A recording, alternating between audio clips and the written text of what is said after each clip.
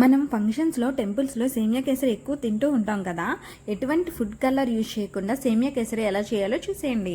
4 table spoon నెయ్యిలో జీడిపప్పు, బాదం పప్పు, కిస్మిస్ లైట్ బ్రౌన్ కలర్ వచ్చే వరకు ఫ్రై చేసుకోండి. అదే బండిలో మళ్ళీ 1 టేబుల్ స్పూన్ నెయ్యి వేసి 1 కప్ సేమియా వేసి సిమ్లో లైట్ బ్రౌన్ కలర్ వచ్చే వరకు ఫ్రై చేసుకోవాలి. ఫ్రై చేసుకునే సేమియాని వేరే బౌల్లో తీసుకోవాలి. 1 కప్ ఆఫ్ సేమియాకి 2 కప్స్ ఆఫ్ వాటర్ తీసుకోవాలి. ఇందులో నేను ½ కప్ ఆఫ్ క్యారెట్ జ్యూస్ వేసాను. క్యారెట్ జ్యూస్ తో కలిపి 2 cups of water medium flame లో పెట్టుకుని బాగా బాయిల్ చేసుకుని ఫ్రై చేసుకున్న సేమియాని వేసుకోవాలి.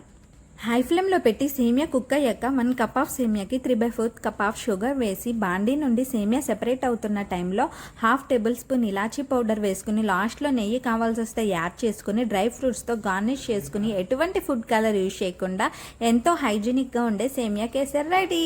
మీరు కూడా ఇంట్లో ట్రై చేసి సేమియా కేసరి ఎలా ఉందో నాకు కామెంట్ బాక్స్లో కామెంట్ చేయండి. Please like, share and subscribe.